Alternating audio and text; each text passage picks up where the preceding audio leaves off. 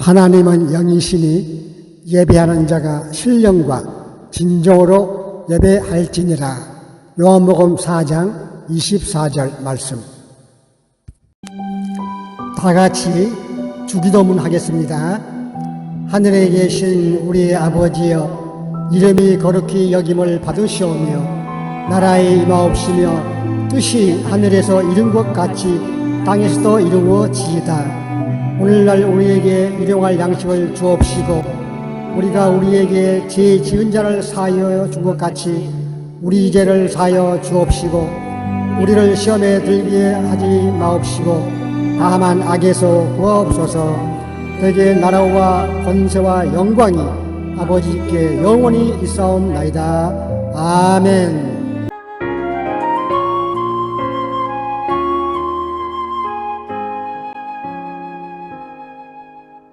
예수 우리 왕이여, 이곳에 오셔서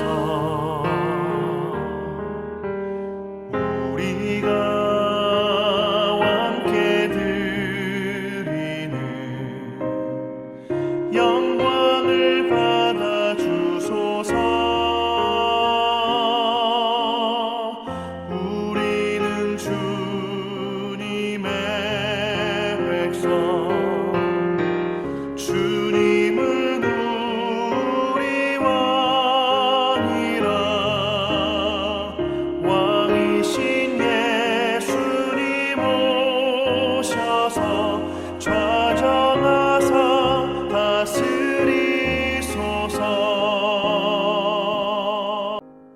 예수 우리 주시여, 이곳에 오셔서 우리가 주께 드리는 찬양을 받아 주소서. 우리는 주님의 종들, 주님은 우리 주시라. 주 되신 예수님 오셔서 이 찬양을 받아 주소서. 우리는 주님의 종들, 주님은 우리 주시라. 주 되신 예수님 오셔서 이 찬양을 받아 주소서. 하늘에 계신 하나님 아버지, 오늘 거룩한 주일을 맞아 주님을 예배할 수 있도록 인도하여 주심에 감사와 찬송을 드립니다. 죄로 인해 하나님께 가까이 갈 수 없고 영원히 멸망의 길로 갈 수밖에 없는 저희들을 먼저 사랑하여 주셔서 독생자 예수 그리스도를 보내주시고 십자가에서 못 박히시는 희생으로 저희들을 구원하여 주셨습니다. 그 크신 사랑과 은혜에 이 시간 예배를 통하여 감사와 찬송을 올려드립니다. 새해가 우리들에게 열렸지만 세상 사람들은 싸움을 하느라 너무나 바쁘고 나라와 나라는 빼앗고 빼앗기지 않으려고 하는 싸움이 치열한 이 시대. 마귀는 우리 믿는 성도들까지 내버려 두지 아니하고 사람과 사람 사이에 싸움을 붙이고 갈등을 갖게 하여 평화를 깨트리는 일을 얼마나 심하게 하고 있는지요. 오늘 예배를 통해서 저희들을 다시 새롭게 하여 주시고 하나님의 은혜를 가슴 깊이 묵상하는 시간 되기를 간절히 기도합니다. 주님, 이 시간 하나님의 말씀을 전하시는 목사님에게 성령의 능력을 더하여 주시길 소망합니다. 말씀을 통하여 하나님의 교훈을 성도들에게 잘 전달할 수 있도록 붙잡아 주시고 세상 마귀의 유혹을 물칠 수 있는 능력의 말씀 주시옵소서.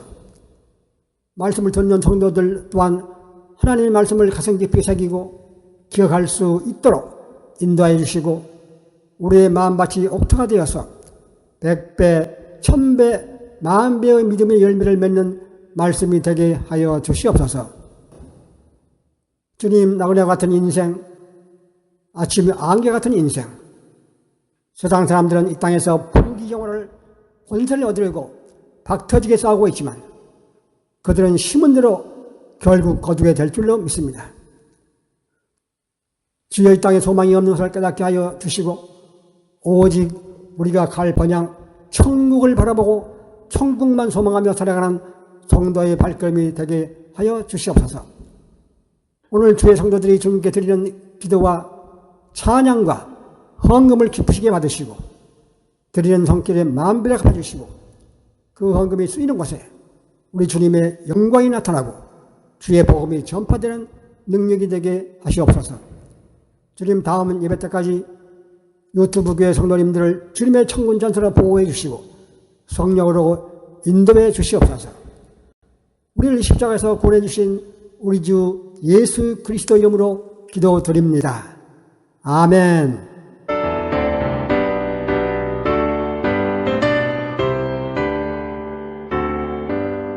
주 예수 이름 높이여 다 찬양하여라 다 찬양하여라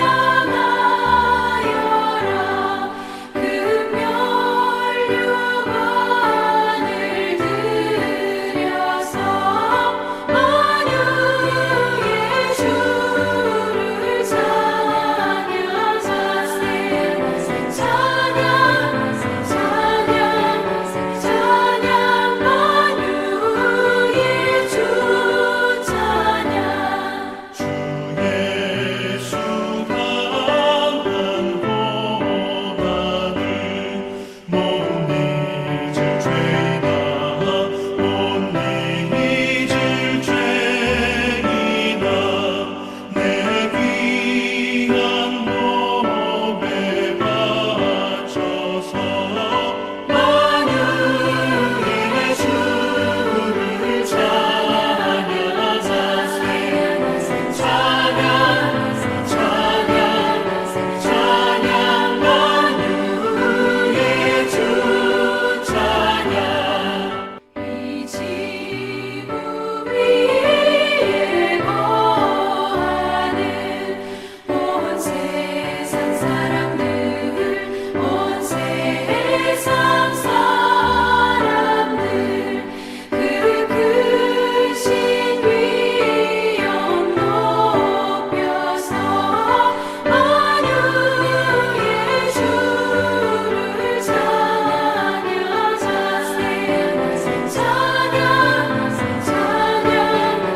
찬양 만유의 주 찬양 주 믿는 성도 다 함께 주 앞에 엎드려 주 앞에 엎드려 무궁한 노래 불러서 만유의 주를 찬양하세 찬양 만유의 주 찬양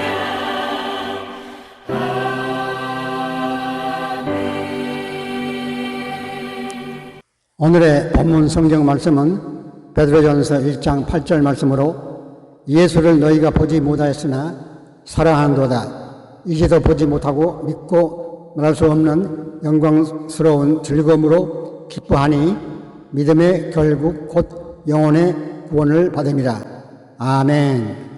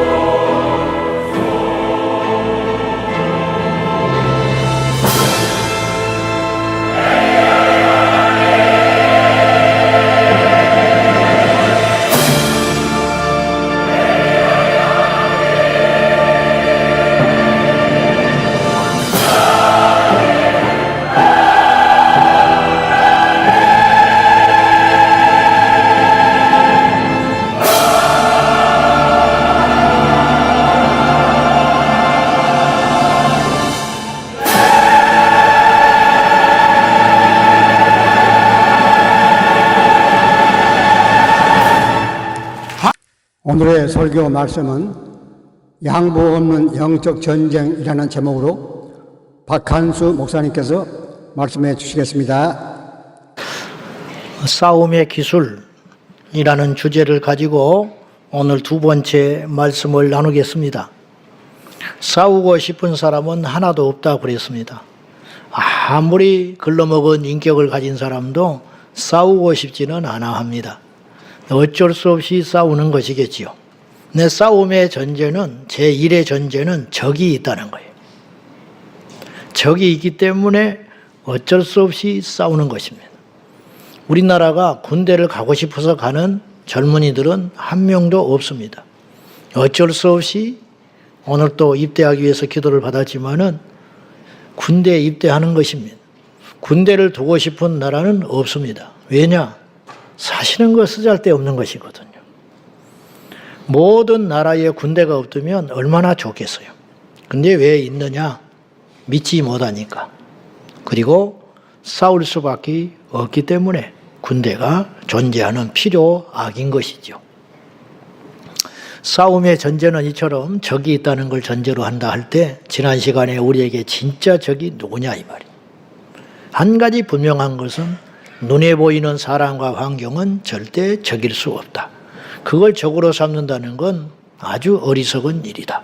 이겨도 이긴 것도 아니고 또한 승리했다고 기뻐할 것도 아니라는 거예요.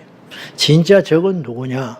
존재하지만 보이지 않는 실제 인물이 있는데 그의 이름이 있으니 옛뱀 곧 마귀라고도 하고 사탄이라고 하는 자가 지금 이 시간에도 우는 사자같이 두루 삼킬 자를 찾고 있다, 이런 뜻입니다. 그럼 마귀는 왜 그렇게 눈에 불을 켜고, 자기도 피곤할 텐데 가만히 있는 게 나은데 왜 눈에 불을 켜고 우는 사자처럼 온 세상을 누비면서 집어삼키려고 하느냐? 그 목적이 어디에 있느냐 이 말이에요. 그래서 오늘 두 번째 시간, 이 싸움의 궁극적 목적은 과연 무엇인가? 그래서 이 싸움의 대상이 진짜 대상이 있고 가짜 대상이 있듯이 목적도 진짜 목적이 있고 가짜 목적이 있다.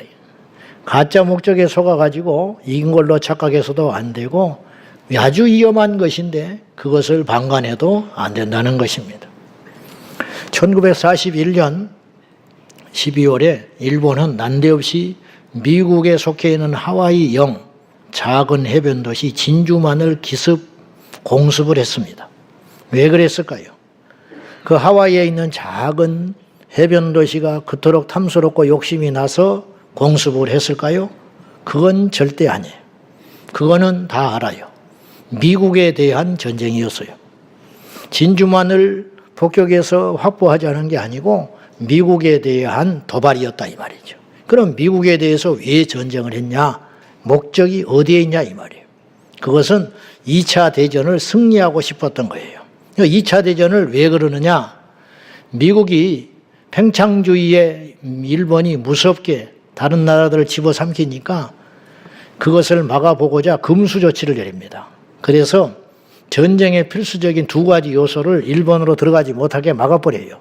그러니까 일본은 알다시피 자체의 석유가 안 나는 나라, 그리고 철강을 만들어내는데 한계가 있는 나라예요. 근데 전쟁에 있어서 철강과 석유는 필수적이에요. 근데 이거를 일본이 쓰지 못하게 막아버리니까 일본이 도저히 안 되겠다 싶어서 이 전쟁을 전환해서 이기기 위하여 진주만을 기습 공격한 거라고요. 그러면 우리가 인생의 최종 목적도 잘 알아야 되고 싸움의 최종 목적도 잘 알아야 지혜로운 인생이 되는 것이에요. 자, 우리에게는 중간 목표가 있고 최종 목표가 있어요. 중간 축제가 있고 최종 숙제가 있다 이 말이죠. 그러면 그렇게 어렵지 않습니다. 따져보면, 조금만 따져 들어가 보면 우리 인생의 최종 목표가 무엇인지, 정말로 우리가 맞서서 싸워야 할 적이 무엇인지 쉽게 알 수 있습니다. 자, 일본이 2차 대전에 뛰어들어가지고 독일과 함께 전쟁을 수행할 때에 뭐 때문에 일본이 그러면 2차 대전을 그토록 이기려고 했을까요? 뭐 때문일까요? 그거는 자기 나라를 강하게 만들어서 이 전쟁에 승리하고 나면 일본 제국이 온 나라에 큰 소리를 치고 기죽지 않고 그들 나름대로의 평안과 행복한 나라를 건설할 수 있다고 생각했기 때문일 거 아니에요? 그것이 목적이었어요. 그것 때문에 전쟁하는 거예요. 그렇듯이 우리에게도 이 싸움의 진정한 목적, 최종 목적이 뭔가를 우리가 잘 염두에 두고 싸울 수 있어야 한다는 거예요. 여러분과 제가 이 땅에 태어난 순간부터 나는 싸움에 관심 없어. 나는 평화주의자야. 나는 영적이고 뭔고 별 관심이 없어. 또 그 소리야? 어떻게 마귀, 귀신 이런 소리만 맨날 해. 그렇다고 해서 마귀가 우리를 그냥 두지 않는 것이 아니라는 거예요. 오히려 관심을 두지 않고 우리가 무지하면 더 잡아먹기가 쉽다는 거예요. 똑똑한 척 하시면 안 돼요. 알아야 승리할 수 있는 것이에요. 제가 차별금지법을 예를 들어서 수없이 이야기했어요. 차별금지법은 우리가 막고자 하는 최종 목표가 아니에요. 우리가 무슨 동성애자하고 원한이 있습니까? 그들도 구원해야 할 대상인 것뿐이죠. 근데 포괄적 차별금지법은 최종 목표가 아닌 거예요. 예를 들어서 약 30년 전에 내가 목회를 했더라면 동성애 문제나 차별금지법이 부각되기 전이기 때문에 강단에서 그런 말 할 필요도 없는 것이고 그때는 그때 또 어떤 이슈가 있었던 거예요. 그러면 앞으로 30년 후에 이 세상은 어떻게 될까? 30년 동안 포괄적 차별금지법을 막아선다는 전제하에 그때에 가면 또 다른 이슈들이 생겨나는 거예요. 로봇이 등장하고 AI가 등장하고 가상세계가 등장하고 이런 것들에 또 맞서서 이런 것들이 우리 신앙에 또 엄청난 적으로 대두될 거라고요. 그러면 그때 가서 또 그런 이슈에 대해서 싸워야 한다는 거예요. 그러면 그것은 최종 목표가 절대 아니라는 거예요. 그걸 통해서 마귀가 우리에게 원하는 뭐가 있는 것이고 우리 또한 그것을 막아서 얻어야만 하는 것들이 있더라는 거예요. 그것이 과연 무엇이냐는 거예요. 그것이. 그러므로 우리는 중간 목표를 달성하느라고 서로 다투고 서로 물어뜯고 헐뜯고 해가지고 주저앉아 버리면은 그건 속는 거라는 거예요. 마치 건강하기 위하여 어떤 사람이 마라톤을 하니까 좋더라. 건강하기 위해서 마라톤 하는 거예요. 근데 마라톤을 좀 하다 보니까 욕심이 생겨가지고 완주하는 게 목적이 되는 거예요. 완주. 그럼 몇 번 뛰었느냐? 이것이 이제 자랑거리가 되는 거예요. 42.195 너는 몇 번 했냐? 난 5번 완주했다. 나는 이제 2번밖에 안 했는데 그리고 말은 못하지만 좋다. 그러면 내가 반드시 너를 꺾어서 나는 6번은 하란다. 그래가지고 이제 그때부터 몰래 훈련하고 막 해가지고 컨디션도 별로 안 좋은데 초보인데 마라톤을 뛰기 위해서 막 달리다가 중간에 숨이 헉헉거리더니 쓰러져서 죽어버렸어.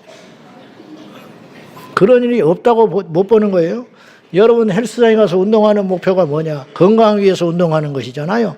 나중에는 헬스장에 가서 운동하는 게 목표가 돼. 건강이 목표가 아니고. 그러다 관절 다 망가지는 거예요. 실제로 마라톤 뛰다가 죽습니다. 왜냐? 너무 지나치게 무리한 거야. 그러면 그 사람은 어리석은 것이죠. 우리가 꼭 그와 같을 수 있다는 거예요. 우리의 최종 목표는 뭐냐? 성경은 우리에게 명확하게 자나깨나 모든 성경에서 일괄적으로 우리에게 이야기하고 있으니 그것이 바로 오늘 9절에 있는 것입니다. 9절 보십시다. 다 같이 시작. 믿음의 결국 곧 영혼의 구원을 받음이라. 이 한 구절은 짧지만 너무 명확한 우리 신앙의 목표를 제시하고 있어요. 믿음의 결국, 믿음의 목적, 믿음의 목표는 무엇이냐? 영혼의 구원을 받기 위한 것이다. 그러면 이게 최종 목표는 이제 우리가 알게 됐어요. 영혼이 구원받는 게 우리 인생의 최종 목표다. 이것이 여러분 설정되어 있지 않으면 절대로 완주 못합니다. 믿음에 완주 못하고 천국 못 가요. 중간에 넘어진다고요. 목표가 확실해야 넘어지지 않습니다. 돈 버는 게 목표인 사람은 온갖 수모와 온갖 멸시를 다 받더라도 돈 버는 것이 목적이기 때문에 다른 사람 오물도 닦아주는 거예요. 왜? 돈 벌기 위한 목적이기 때문에. 근데 그 목적이 확실치 않으면 내가 이런 거나 하려고 치사하게 이런 회사 아니면 아니냐고 중도에 그만두지요. 그러니까 돈을 못 버는 거겠지. 우리의 인생에 저와 여러분의 최종 목표는 확실하게 정해져 있는 거예요. 영혼의 구원을 받는 것. 근데 영혼의 구원을 받으려면 믿음이 있어야 한다는 거예요. 믿음 생활을 하려니까 오늘 교회에 나온 것이. 근데 교회에 와서 교제하고 교회에 와서 친교 모임하고 내 자식 하나인데 애들 친구 사귀어주러 교회 다니고 근데 영혼은 구원을 못 받는 거예요. 다른 목적은 얻었는데 이게 마귀가 노리는 노림수라는 거예요. 하나님께서 깊이 탄식하시고 그런 영혼을 향해서 한심스럽게 생각하는 것이죠. 근데 의외로 그런 사람들이 너무 많더라는 거예요. 교회 안에. 우리 교회는 절대 그런 교회가 돼서는 안 된다는 거예요.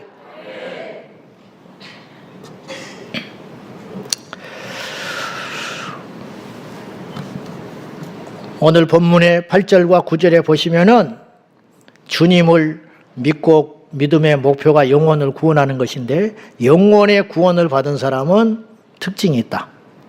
그게 뭐냐? 증거가 있으니 예수님을 보지 못하지만 사랑한다. 그리고 말할 수 없는 영광 가운데 기쁨이 사라지지 않는다는 거예요. 왜냐? 최종의 것을 얻었기 때문에. 그래서 심지어 6절 보세요. 6절 다 같이 시작. 그러므로 너희가 이제 여러 가지 시험으로 말미암아 잠깐 근심하게 되지 않을 수 없으나 오히려 크게 기뻐하는도다. 베드로 전후서의 이 주제는 무엇이냐면 초대교회 성도들이 세상에 살면서 믿음을 지키느라고 고난을 당하는 성도들이 많습니다. 그리고 이 고난이 해석이 안 돼. 왜 예수 믿는데 이런 고난이 있냐는 거예요. 혹은 하나님은 왜 안 지켜주시냐는 거예요. 그리고 믿음이 약한 사람은 퍽퍽 쓰러져요. 그걸 베드로가 당부하고 굳게 세워주기 위해서 너희만 고난당하는 거 아니야. 그리고 예수 믿는다고 어려움 당하는 것을 이상한 일로 생각하지 마. 오히려 더 어려울 수 있어. 왜? 마귀가 생명의 길에 들어선 우리를 그냥 두지 아니하고 우는 사자처럼 발악을 하고 덤벼들기 때문이야. 너희들이 이걸 잘 알고 너희들만 고난당하는 게 아니고 세상에 있는 믿음의 형제 자매들이 다 고난을 당하고 있는 것이니까 견디고 인내해야 된다. 이걸 이제 깨닫게 하려고 이 편지를 쓴 것이거든요. 근데 다행히 그걸 깨닫는 사람들이 있었다는 거예요. 그래서 너희가 여러 가지 시험, 가난, 질병, 관계, 억압, 핍박, 여러 가지 시련으로 인하여 잠깐 근심할 수 있으나 이 땅에 당하는 고난을 잠깐 근심한 거라고 그랬어요. 천국에 가서 누릴 시간과 비교하면 점과 같은 시간, 1초도 안 되는 시간이다. 아주 잠깐 고난을 받는 것으로 너희들이 당할 수 있는데 이걸 깨닫고 최종 목표가 무엇인지를 너희들이 분명히 깨닫고 있기 때문에 그 시험 가운데서도 무너지지 아니하고 크게 기뻐하고 있구나. 제대로 된 믿음이다. 이제 이렇게 베드로가 안심하고 칭찬하고 있는 것입니다.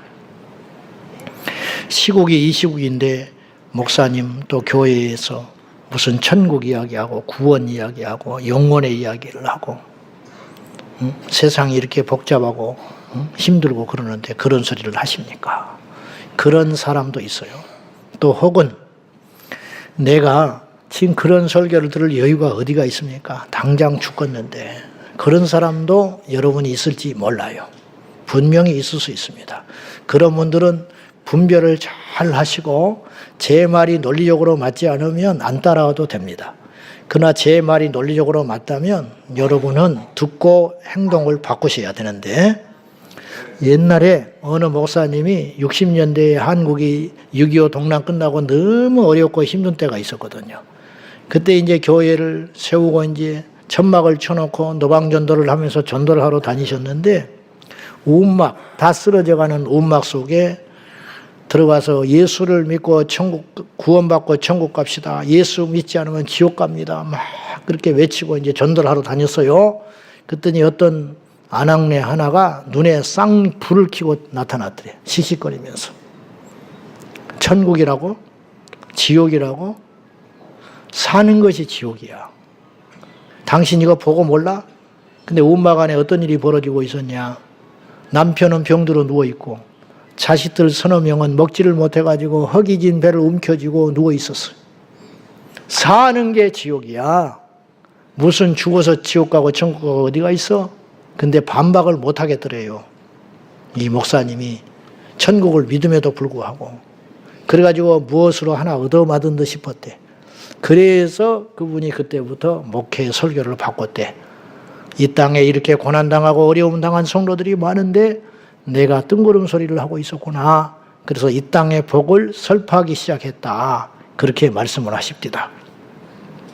저는 한없이 부족하고 감히 말할 수 없는 부끄러운 종이지만 나는 그것에 꼭 찬성하지는 않습니다. 몰라요. 내가 먹고 살만해서 그런지는 몰라도 아직 등 따시고 배가 불러서 그런 여유가 있어서 찬성하지 못하는지는 몰라도 우리의 궁극적 목표는 이 땅이 아닙니다. 우리의 궁극적 목표는 저 천국에 있는 것입니다. 그래서 좀 아쉽습니다. 그렇게 말씀하신 것에 대해서. 자, 명심할 필요가 있는데 이 땅에 우리가 어떤 선택을 하고 어떤 인생을 살든지 그건 자유입니다. 하나님 우리에게 자유의지를 주셨기 때문에 그건 결정하고 선택하여 살아가면 됩니다. 그러나 잊지 말 것은 누구든지 간에 선한 자나 악한 자나 강한 자나 약한 자나 잘난 자나 못난 자나 인생의 궁극적 끝자락에 가서는 반드시 그분을 믿든지 안 믿든지 간에 주님 앞에 서서 심판날에 서게 된다는 것입니다. 그 심판날에 설 때에는 중간 자리가 없으니 중간에 선택지가 없고 오직 둘 중에 하나밖에 없으니 영생과 영벌밖에 없는 것입니다. 지금 전 세계 위세를 떨치며 말 한마디에 한 국가를 울리고 울릴 수 있는 세계 최고의 강대국 미국의 수장이 트럼프 대통령입니다. 근데 보십시오. 그분이 약 80세가 되셨는데 그분이 타고난 강골이라 엄청나게 왕성하게 활동을 합니다. 저는 그래봤자 100살 산다고 봐요. 응? 앞으로 20년 살 텐데 그것도 한 10년은 이제 힘 빠져서 그렇게 사실 것이고 앞으로 짧으면 5년, 길어야 10년 왕성하게 세계를 쥐고 들었다 놨다 할 거예요.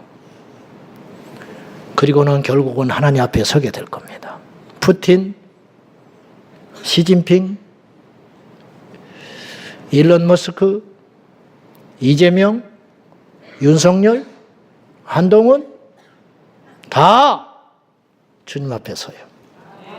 저는 묻고 싶어요. 감히 그들은 그들의 영혼의 마지막을 알고 있는지 모르기 때문에 그렇게 살아가는 거예요. 안다면 그렇게 절대 못 살아요. 알면 어떻게 살 거냐? 준비할 겁니다. 똑똑하니까. 준비 못 하잖아요. 못해. 안 하는 거야. 할 수도 없어. 왜? 믿어지지 않으니까. 그들의 눈에 길거리에서 전도하는 전도자가 어떻게 보일까요? 얼마나 바보스럽고 얼마나 어리석어 보이겠습니까? 그러나 누가 진짜 어리석은 자입니까? 어쩌면 이들은 모두 다 인생의 가장 큰 사기꾼에게 속아서 놀아나고 있는지 몰라요. 실컷 그들의 도구가 되어서 써먹다가 비참하게 던져질 인생인들지도 몰라요. 어쩌면 피해자입니다.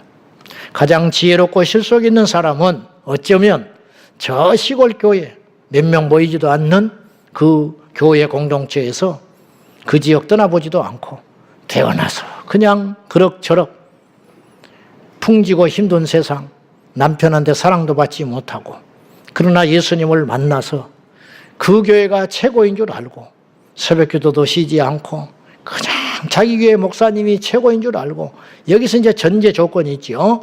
그 교회에서 참된 진리의 말씀을 선포한다는 전제하에 그 교회에서 텔레비전 틀어보면 세상이 어수선하고 주여 그리고 이 나라를 지켜주세요.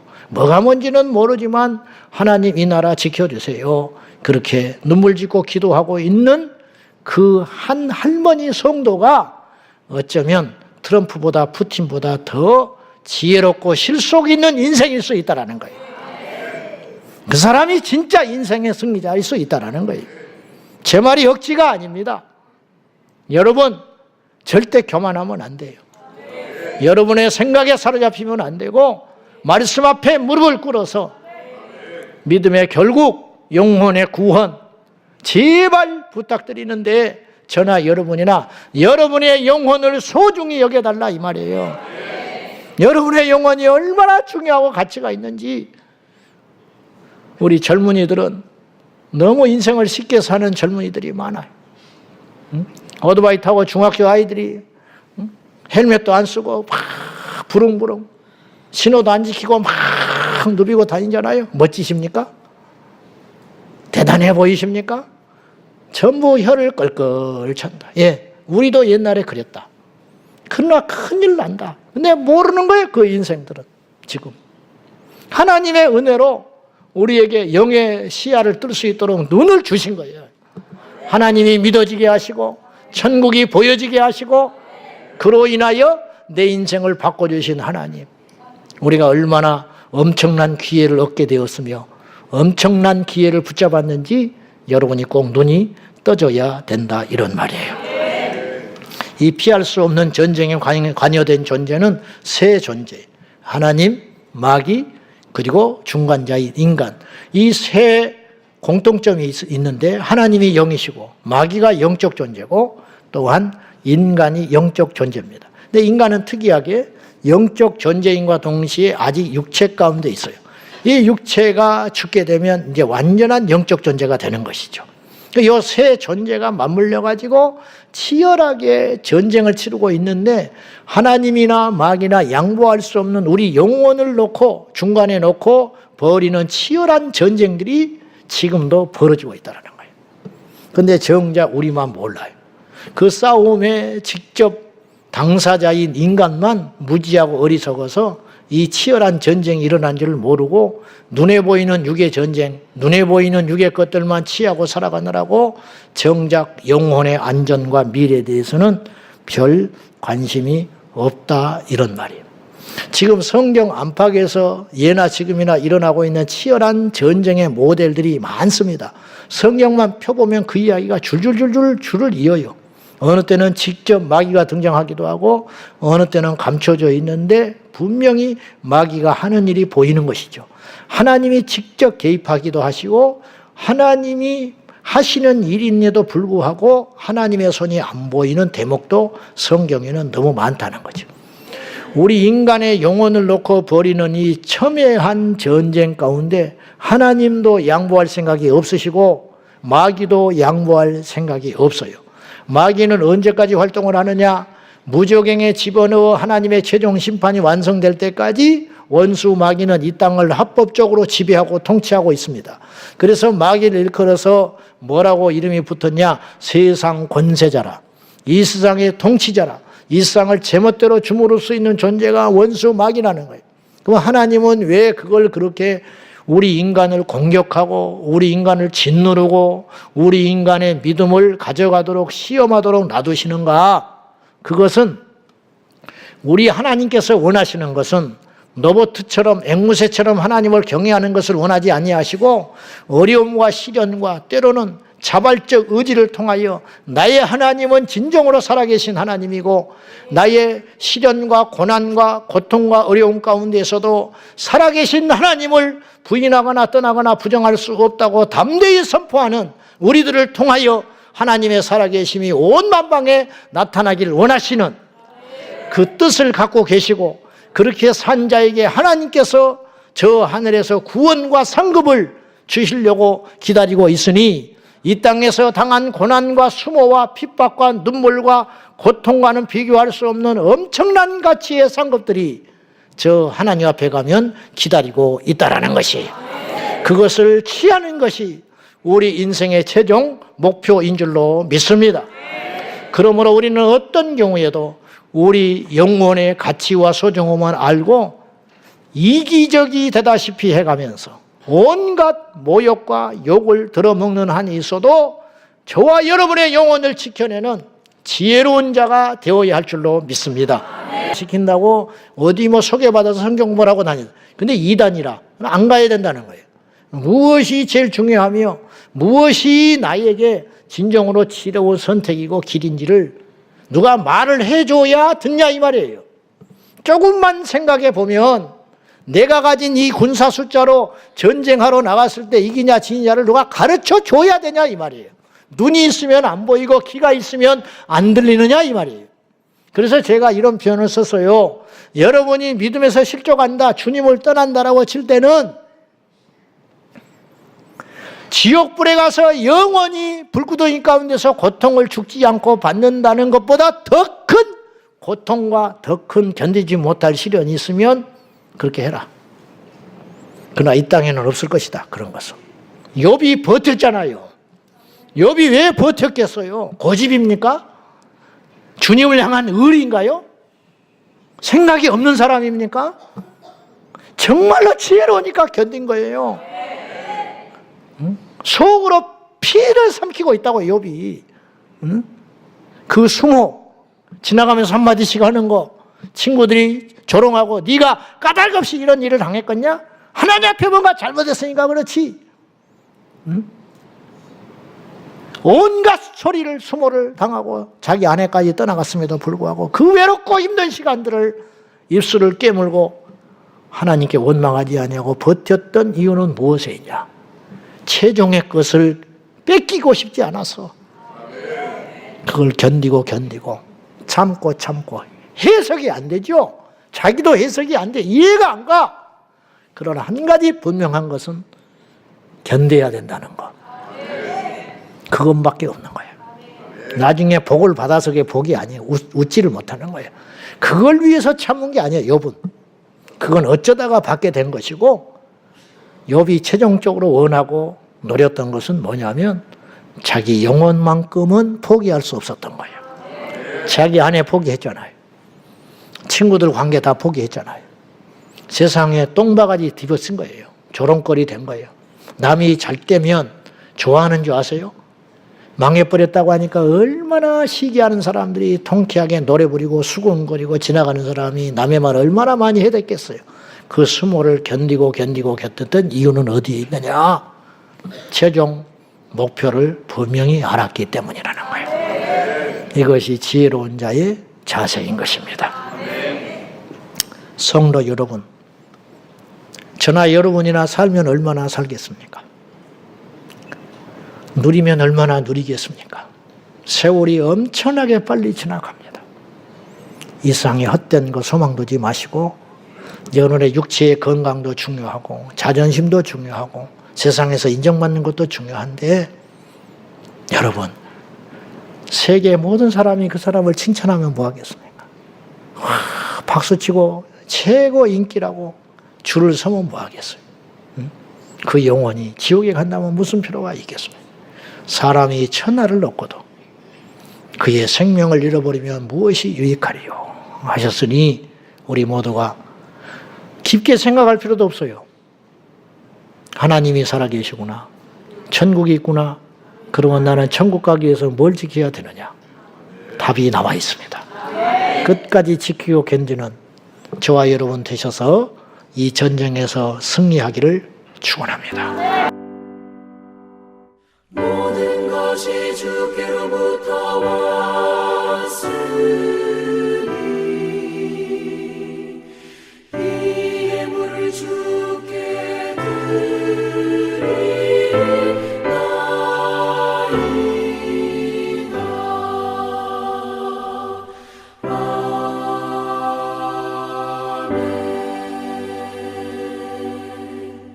하나님 아버지, 11조와 감사 헌금과 각자의 형편에 따라 드린 모든 예물을 기뻐 받으시고 하나님의 자녀들을 축복하여 주옵소서. 예수님 이름으로 기도합니다. 아멘. 주기도 송과 축도로 예배를 마치겠습니다.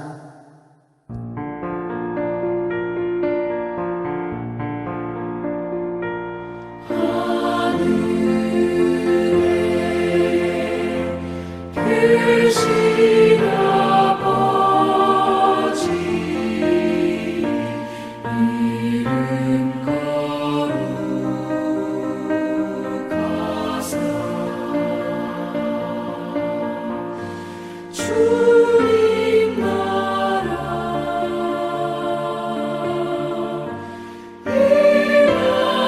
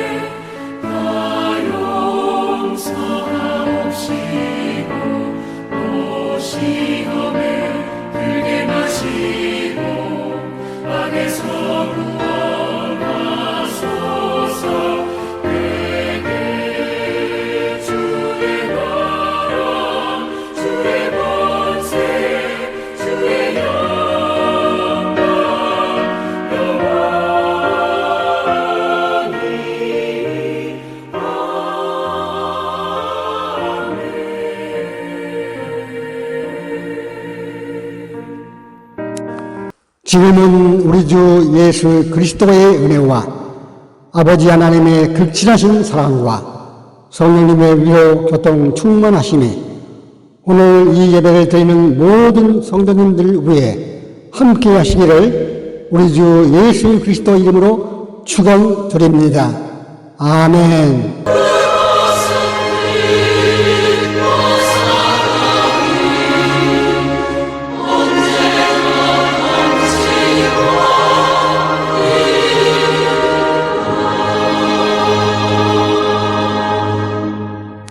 이것으로 이번 주 유튜브 교회 예배를 마치겠습니다. 다음 주 기쁨으로 다시 만나시겠습니다. 할렐루야!